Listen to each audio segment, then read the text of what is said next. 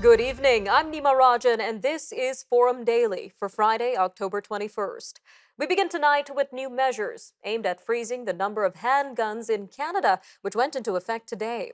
Public Safety Minister Marco Mendicino says as of today, it is illegal to buy, sell, or transfer a handgun anywhere in the country. In May, the Liberals announced a plan to implement a freeze on importing, buying, or selling, or even transferring handguns. This was in order to help quell firearm-related violence. Meanwhile, a senior Ontario provincial police officer is testifying in the public inquiry into the use of the Emergencies Act.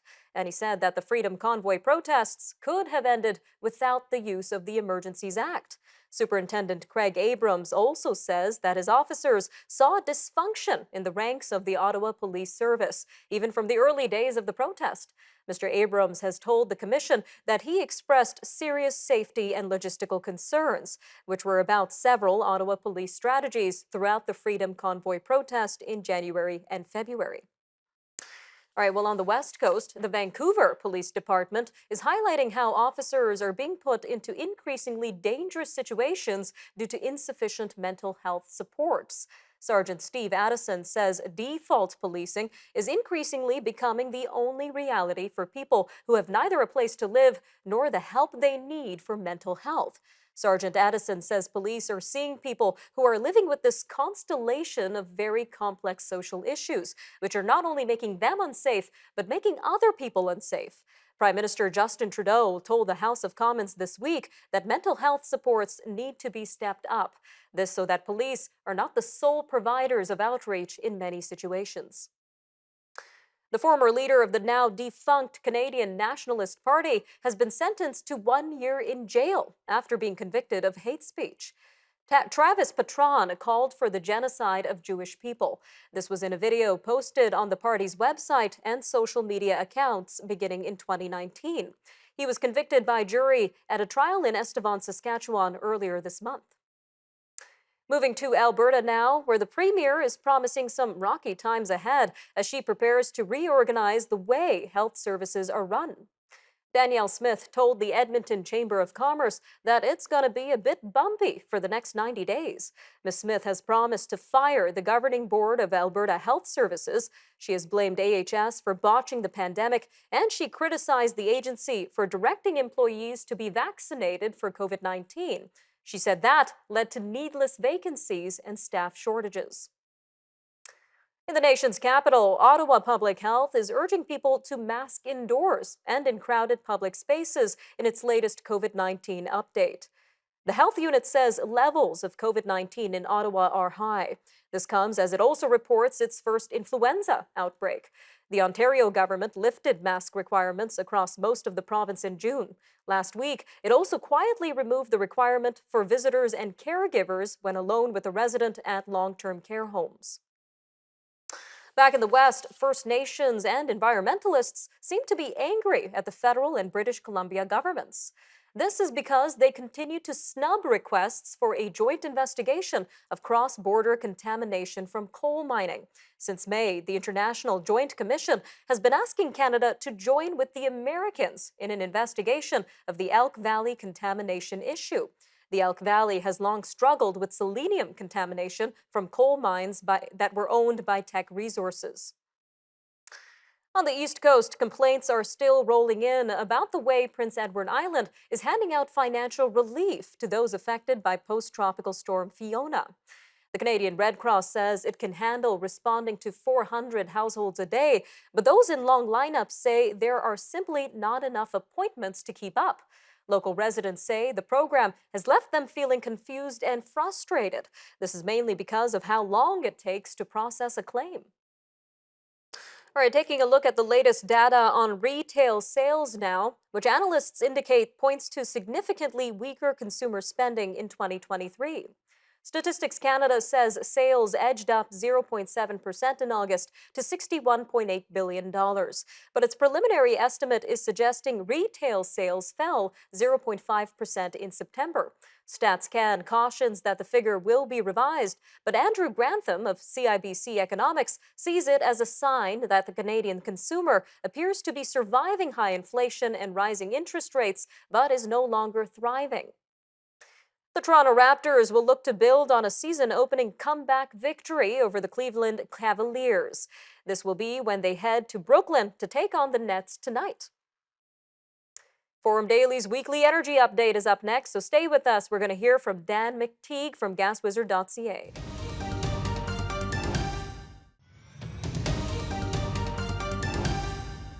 Welcome back. Up now, we have Forum Daily's weekly energy update with Dan McTeague, Senior Petroleum Analyst at gaswizard.ca. All yours, Dan. Well, thank you very much for that, Nima. Look, this is going to be a very interesting time on energy markets, and we now know the full effect of high energy prices, not just gasoline, diesel, continuing to exert upward pressure on inflation, which has the Bank of Canada in turn saying, well, maybe we have to continue raising those interest rates. Interesting note this morning, I think that came from Blacklock's reporter uh, covering Mark Carney, fundraiser for the Liberals, well noted for his ambitions on green and perhaps even the future leadership of the Liberal Party, now saying that the inflation that we're seeing here today is made at home.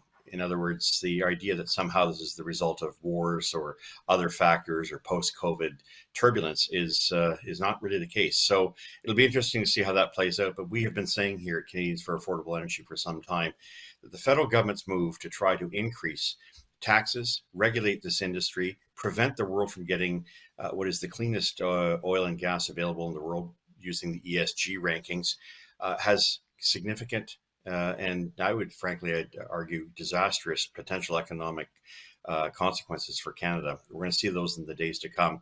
Most notably, in what could have been price decreases in part of the week, we're now starting to see prices for gasoline and diesel firm up. Vancouver's seen a really big decrease in the $2.42 range all the way down now to $1.82 to $1.85. They're likely to stay there.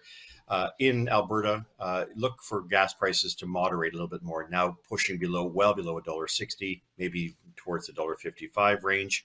And of course, for Saskatchewan and Manitoba, especially Winnipeg, we should start to see gas prices surrender as retailers are making extraordinarily decent margins. By that, I mean usually 8 to 10 cents a liter, they're picking up 20. So I would expect those prices to drop about 8 cents a liter this time next week. And of course, in Ontario, where we've been pushing between $1.59 and $1.64, look for those prices to remain range bound, pretty much there, as is the same case for Quebec, Montreal, in the $1.79, $1.82 range. I don't see much of a change there. And ditto for the Atlantic provinces, where, of course, they're still paying $1.75 to $1.80 for a liter of gasoline. The big story, however, Nima, is going to be diesel. As we've been saying for quite some time, the shortage is real. It's there for a variety of reasons, some of them going back a few years to the so-called IMO 2020, International Maritime Organization's requirement for low sulfur diesel used for ships around the world. That's required diesel to be recalibrated, reburned, if you will. And so the old adage that diesel is somehow the lower part of the barrel and doesn't take much to produce and therefore it shouldn't be costly, those days are long and over. Biodiesel is another factor, but demand, of course, not just because of what's happening in Europe. Demand is now exceeding supply, at least up until this week. Because there has been 3 refineries, one in Canada, one which I helped save, the Come By Chance refinery, which is down, and 2 in the U.S. Northeast, which closed over the past period post and pre-COVID. What this really meant is that the actual supply of diesel in North America is substantially lower, 50% below the past 5-year average. Of course, it doesn't help that the Biden administration in releasing yet again more oil that is not going to change the price of gasoline. It's still 14-15% higher in the United States than it was before the release of those precious barrels used for emergencies, not for price control.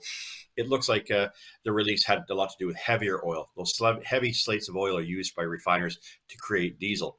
The United States doesn't have the ability to create a lot of diesel with its own shale gas and fracking. It tends to produce a lot more in the way of gasoline versus Canada, which has that heavy oil, which of course isn't lost on Canadians when you think about it.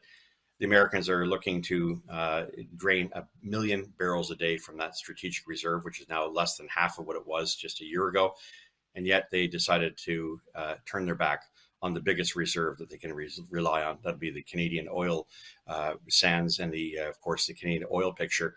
The killing of the Keystone XL pipeline by the Biden administration would have given them that million barrels a day that they need to make ends meet. Nevertheless, it looks like it's going to be a bit of a up and down week, but generally speaking, not much in the way of change, at least until we get into the first weeks of November. And so for that, Nima, fasten your seatbelts. We got about a week's grace. After that, look for prices to go up, especially diesel. We'll see you next week. Thanks, Nima. All right, thanks so much for that, Dan. Again, that was Dan McTeague, Senior Petroleum Analyst at gaswizard.ca. He is also the president of Canadians for Affordable Energy. Coming up after the break, we're going to have our weekly crypto and digital asset update with Catherine Murray, host of The Buck Stops Here. So stay tuned to Forum Daily. We'll be right back.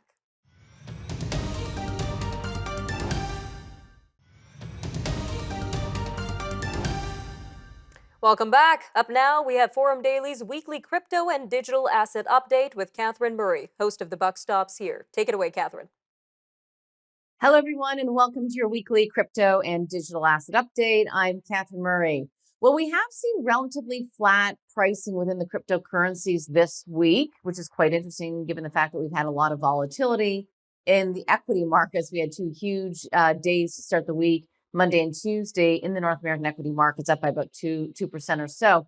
You're not actually seeing that kind of volatility or movement take place within the cryptocurrency space over the past number of weeks, which is quite interesting. And I say that in the sense that the original intent behind cryptocurrencies, of course, was to have it uncorrelated with the equity markets. And of course, that changed course over the past year or so as more and more hedge funds entered into the cryptocurrencies. But that seems to have abated. So it's interesting to see that the correlation is not nearly as tight as it was previously. We've talked a little bit about that as an observation and an important one. Bitcoin right now still trading, though, below that $20,000 mark. It does, however, continue to have about 42% of the overall cryptocurrency market cap. So in other words, Bitcoin continues to be the dominant player. Away from that, in terms of news, Fidelity, for one, their cryptocurrency platform is now going to be offer Ether trading, so ETH trading to their investors beginning on October the 28th. Recall when they set out the cryptocurrency platform, it was to be able to trade Bitcoin, and that was back in 2018. And now they're going to be offering the ability to trade Ether. Away from that, the bankrupt lender Voyager, apparently investors who invested with them will be able to recover about 72% of their assets. That is, however, contingent on the ability for them, Voyager, to be able to sell those assets to FTX as planned. So we'll continue to monitor and follow that story. In terms of fundraising, Celestia has raised $55 million at a $1 billion valuation. This is important to note that there's still, despite the cryptocurrency winter that we've all been experiencing, there is still the interest for new projects and the ability to raise funds, and that the valuations are still there. Maybe not what they were, but there's still a keen interest in raising money and at some interesting valuations for sure. In fact, blockchain infrastructure firm Chain Safe Systems closed an $18 million raise. It's a Toronto-based project, and it was led by Round 13. And from a big picture perspective, when we look at all these large money managers around the world that continue to invest with Fidelity into the cryptocurrency space, AllianceBernstein, for one, said that their institutional clients are continuing to build their digital asset strategies, and in fact do expect the asset managers and money managers to continue to do this and almost do direct investing within the cryptocurrency and blockchain space. So again, we are continuing to see big players enter the space despite the pullback in the prices of crypto. In other words, there's still a lot of technology and DeFi, digital finance going on underneath the surface that investors are very interested in. Of course, all of that brings us to the question in terms of what's going on the regulatory front. We still have a number of unknowns there in terms of what the bigger picture will look like. We are, however, hearing from a regulatory perspective that the CFTC and the SEC are investigating the bankrupt crypto hedge fund Three Arrows to see if there's any misleading of investors. I will leave it there. And again, it's been a little bit of a flat movement in the cryptocurrencies. That might not be a bad thing. I'll leave it there. Have a great week. All right, thanks for that, Catherine. Again, that was Catherine Murray, host of The Buck Stops Here. It airs on Sundays at 9 a.m. Eastern, only on the News Forum Network. All right, well, meanwhile, Australia has suffered its second big cyber attack within a month. Officials say in the latest one, someone is holding an Australian health insurer's customer data for ransom. The swiped information includes diagnoses and treatments. Trades in the company, Medibank, have been halted.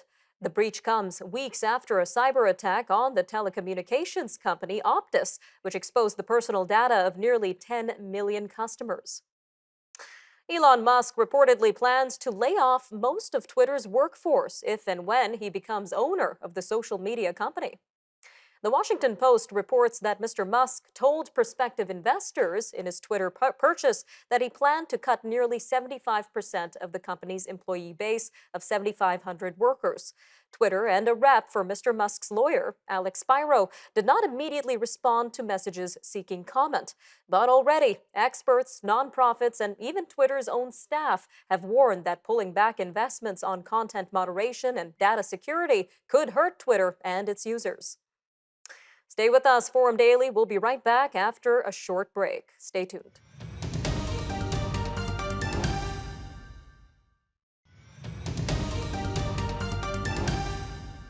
Several lawmakers in the UK are vying for the Prime Minister's job, including scandal-tarnished former Prime Minister Boris Johnson. Mr. Johnson has not even declared that he's running, but bookmakers have made him one of the favorites to win the contest.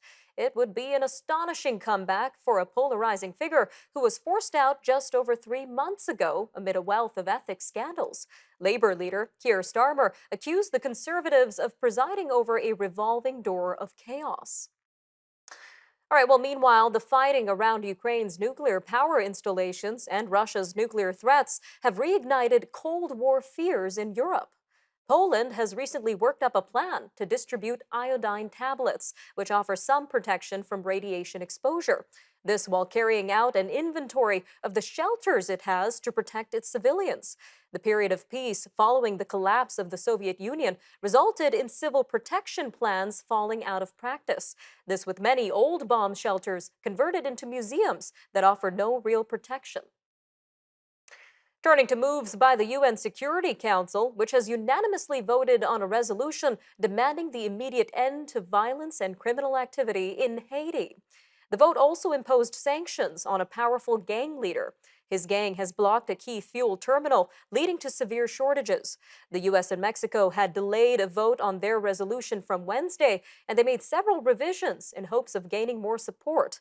They succeeded in getting the approval from all 15 council members.